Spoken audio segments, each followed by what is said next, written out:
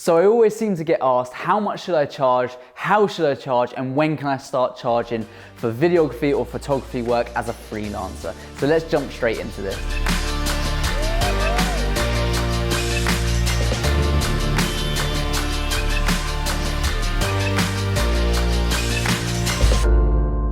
Hey guys, welcome back to the channel. My name's Ross, and if you don't know me already, I'm a filmmaker here in the UK. I own a studio, I employ a team of people, and we create content for some global clients all across the world. And I've made it my mission to set out on this YouTube channel ways to help freelancers, business owners, aspiring filmmakers, photographers, freelancers to do better in business. There's so many things about the techniques behind filmmaking and editing and things like that and the creative side, but there's hardly anyone talking about the actual business, how to get clients, current methods that are working, scaling your business, creating a stable income, because as a freelancer, that's an absolute nightmare to do. It's very much like you're really busy one month and then you're not busy for the next 3 months. So I'm trying to help people eliminate those problems so that they can create stable businesses and grow them to that next level. Now, funny enough, it doesn't seem like it was that long ago since I was asking myself all these same questions. And I actually remember when I started out as a freelancer, sitting down with a friend of mine who was an amazing photographer and just asking him and being so confused, like, how much should I charge? Like, how do I charge clients? Like, you know, what's a fair rate? Like, what does equipment mean? And all of these things. Like, should I charge hourly? Should I charge by day rates? What is a day rate? Well, you know, I had so many questions, and I vividly remember sitting down with him at the same as I'm doing now, just on a different scale, and just sharing all of his experience on what things work and what things don't. So that's what I want to achieve by the end of this video. I want to be clear about what works and what doesn't work, what industry people are doing. So us as a production company, we regularly turn over more than 6 figures a year. And how do we price structure? And also, when we buy more equipment, does that affect our prices? How do we know what we should be charging? Because everyone at every single level of this freelancing ladder doesn't really know how much you should charge at the next level or how to get there. So the only way you're going to do that is by speaking to someone above you, and that's where I can kind of provide a bit more of an overview. So I'm going to initially start on day rates versus hourly rates. We've worked with some freelancers in the past. We have a small team here at Perspective Studios, and for certain projects we'll bring on other areas and other freelancers, and some people charge per hour, and this is why you shouldn't do that. So sometimes at the start people feel, well, okay, what is my worth? And they're still trying to figure that out. And I'm going to come back to that as well. And how do you know when you should start charging for freelance work? Now, an hourly rate is a backwards method, because let's say I only need to book you for 2 hours, okay? You need to take out a whole day out of that calendar for a 2-hour shoot. Now, let's not forget you've got some travel. So let's say most of our shoots are at least an hour away. So we travel there for an hour, we do a 2-hour shoot, and then we have an hour traveling back. We've still got the editing on top of that as well. So for me to charge £20 an hour or something like that, it's a very backwards way, because you're going to be charging a minimal amount, which is really good for the client. So that's why people sometimes favor this method, but it's ridiculous because, okay, the client's getting a cheap amount, but it's the most disruptive way of working that I could possibly think of. It's saying, well, I'm only going to charge you for this amount of hours, and that's not how you scale a business. No one in this creative industry does it like that. It's all set on day rates, and that's the reason why it's less disruptive when it takes a day out of your calendar, because realistically, how many of you can fit in multiple shoots into a day? Not many of you, right? Now, you might want to sort out a deal with them. If it's only going to take half a day to shoot and then half a day to edit, then you might want to do an overall sort of rate, but that's still going to normally disrupt 2 days, because unless they're booking in an early morning slot or an evening slot, again, you can see how this doesn't work. So don't charge by the hour. It's completely ridiculous. Just charge by day rates. So going back to my earlier point of, as an amateur or as an aspiring filmmaker, photographer, and by the way, if there's any other freelancers out there in different industries, this stuff is still applicable. You know, I use photography and videography as an example because that's the industry that I'm in, but this solid business advice is the same no matter where you're at in any other industry. So I want to just talk about, okay, how do you know when you should start charging? Now, portfolio is the number one reason that people feel that they can't charge, but a lot of people self-sabotage and they don't charge when they should be charging because they don't have that internal belief. They don't believe in themselves enough to actually start charging for their work. So really, once you've got a little bit of a portfolio and you can show a client a piece of work that you've done before, that's instantly when you can start charging for that. Now, this is the same with us, even when we move into new industries. So we've got a huge studio downstairs that we didn't have a couple of years ago, or a year ago even. So, you know, we're branching into new areas and we can't expect those clients to be paying us thousands of pounds for product video when, although that's what we might charge for our corporate stuff, we have no portfolio in that area whatsoever. So it was really important for us to build up a portfolio, doing things for free, understanding the creative behind it, and then pitching that work to future clients and making a charge on the back of that. Imagine that you're an aspiring filmmaker, you're just starting out, or a photographer, you're just taking some photos, friends playing football, whatever it might be in a sports environment, a corporate environment, something like that. Just create a bit of a portfolio, then all of a sudden you've got something that you can pitch for. Now, I generally say to people that if you're starting out, having a day rate of like £100 is quite a good area to go from. Once you've charged £100 for something, you can then charge the next client at least £100, if not more, because you're creatively getting better. You're going to develop as time goes on. Your equipment will get better and things like that. But you need to start somewhere. And sometimes for some people, it's as simple as just charging £100 a day, get some clients in, and then start to scale that up. I remember watching this thing actually with Conor McGregor when he was fighting Floyd Mayweather, and it was something around about like 300 million for the fight, and Conor McGregor wanted 100 million, and Floyd was saying, how can you charge 100 million when you haven't even charged $1 million yet?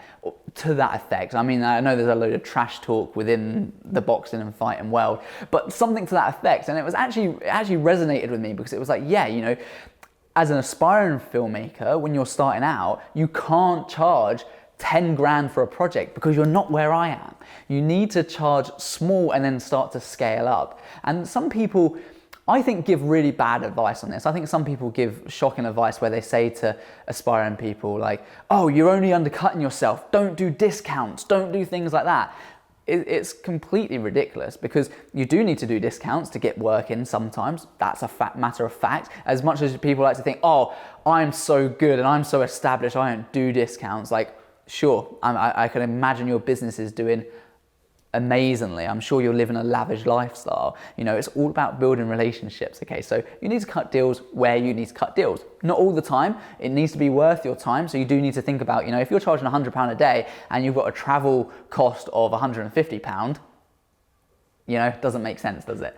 Okay, so if you're aspiring, start with a small day rate. Once you've got someone paying you £100, the next project, try 150. And if the client or the type of client you're going for is like, oh, do you know what? I don't have £150. Could you make 100 work? Then, you know, you're more than likely going to be like, yes, okay, I'll do that, because again, it's adding to your portfolio. So that's in the infancy stage. That's when, you know, you're starting to scale. You're starting to think more about a business mindset. And that's why this side of things and what I'm trying to teach is really, really important. And remember, clients' work is very specific to them. So often we'll get asked for not our show reel, but actually similar work with what they're asking with and what's in line for them. And so that's why having a diverse portfolio is really, really good. So that's how you know when you should start charging for creative work, and then also how you should start charging, so in terms of your day rates. And you can have a day rate and an editing rate that's slightly different to your day rate if you want. We tend to charge a little bit less for our editing rate because we're not out on location and things like that. But for many years, we just charged the same for both, and we didn't have any problem with that until we started to really scale things up. As human beings, we love to make things complicated. We just love to think that something's really difficult because we haven't achieved it yet, and therefore it must be difficult to do. It's crazy, and when you actually start to think about that more and more, you actually see how much that happens in our world. Everyone just kind of thinks it must be really complicated, but actually making something simple is the really hard thing. So for those of you who are, you know, you're already charging day rates, you're already established, but you want to take your business to the next level, how do you know what to charge and when you should charge? Well, For us, a lot of the times in the past, it's been our clients that have said, hey, you guys can charge a lot more for what you're doing because the quality of work is exceptional. You've got all of this other stuff going on. You kind of need to be charging more because from our past experience, you know, this stuff's more expensive. And that's sometimes a kick in the teeth because we feel like, well, yeah, okay, we do need to be charging more, so we should put those prices up, which we go ahead and do. But it's a bit annoying that we're like, okay, why haven't we noticed this sooner? And actually, we could have done this months ago or what have you from there. We've been able to scale our business in a kind of a short amount of time. So we're still learning on this journey as well. And I'm trying to feed this stuff back to you. And like I said, there's no one really out there telling you this business side of stuff. So we're having to use trial and error, whereas like you can obviously just subscribe, watch the content, people in the academy, they all get this information firsthand so I can really help support them.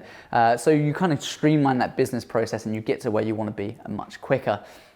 And the easiest thing to do, if that's not happening to you yet, is ask. Ask someone. Reach out to other people in the industry. For the most part, we're in a very, very collaborative industry and not so much of a competitive one. I very much take the outlook of collaboration over competition, and actually a lot of filmmakers do share that. So if you're a freelancer and you're on your own and you're not getting much advice, or you're running a production company and you're starting to grow your business, employing people, things like that, have a look at the industry, have a look at who's producing similar work to you, who's producing better work, and then you'll start to get a scale of how much they're charging and also the avenues they're taking, because some businesses that I research, they're doing a lot of work where they pitch for this work. So they might be getting 60, 70,000 pounds per project, but they're achieving that through pitching, not because that client is on a retainer or something like that with them. So it's interesting to know how companies are performing in your industry at those different levels, and then being able to work out, okay, how do we achieve the same thing? Do we need to go down that route, or do we need to take this person's route? And you can just ask people, outreach to these people, put yourselves in those situations. Next time you're on a shoot, if you know any freelancers and friends, just ask them, you know, what would you do in this situation? How much would you charge for this? And when I was out freelancing, especially initially, I did that very quickly. I knew some friends within the industry, so I just asked them, hey, how much are you charging? And I thought, well, my work wasn't at that time quite up to their level, so I figured I should charge a little bit less than them. And it gives you some kind of gauge. And then as I've got better, you know, we've kind of expanded, and we do that now with businesses. And most businesses also have a contact page on their website. So you can always, if you wanted to, outreach to them and say, you know, hey, I'm looking for a video project, a 1-minute video.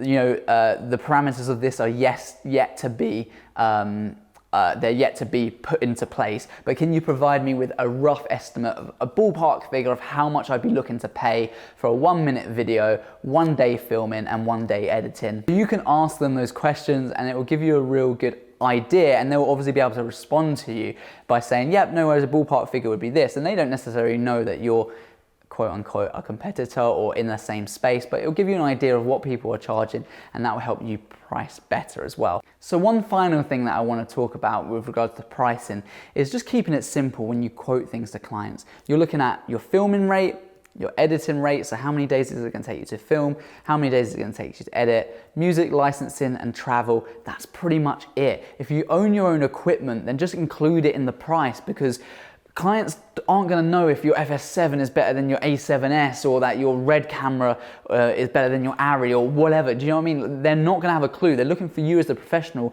to provide the level of work that they want and that you've already spoken about. So just keep it simple, wrap it all up, don't overcomplicate things. And actually, we've won a lot of business in the past through people making this process complicated, and whereas we've just charged a set fee for those kind of parameters. So keep it really simple. If you're hiring out equipment, then okay, yes, you might want to add that as a separate line item, or you might want to already know. If you don't own a camera, you're going to roughly know how much it is to hire one. So just include that in your day rate, and then you can look to provide clients with just a clear, concise breakdown of the very simple things, what the project's going to cost, and it's easy for them to understand. We can't expect them to know the ins and outs of our industry. That's not what they're about. They just want us to do the best job that they possibly can, and then you can provide the most simplest, the most friction-free, that's a tongue twister, the most friction-free solution as you possibly can, and then that will always end up giving you a sale. Now, if you like this video, please subscribe to the channel. We're growing it and I really love creating this content and seeing how it benefits people as well. We have an aspiring videographers and filmmakers group over on Facebook, which is completely free to join, so make sure you go ahead and do that. And also check out the Perspective Academy. We've got loads of members creating stable businesses, getting clients on retainers, signing up new clients, and it's got a whole wealth of knowledge, 15 hours of coaching, regular weekly live mentoring sessions with me where you can ask any questions, one-to-one as well. So have a little look into that. I hope that this has really helped you, whether you're aspiring, got a film company and you're trying to take it to the next level. There's always questions around pricing, but it doesn't need to be complicated. So this should have broken it down enough for you to just pick a price, go with it, get some clients, get the deal, and then just keep scaling it year on year, every 6 months. Put those prices up a bit, see what happens. If people aren't buying from you, then lower them again, you know? You can really start to work this stuff out, and I'm sure you'll do well, and I'd love to see your successes. So until next time, we'll see you soon.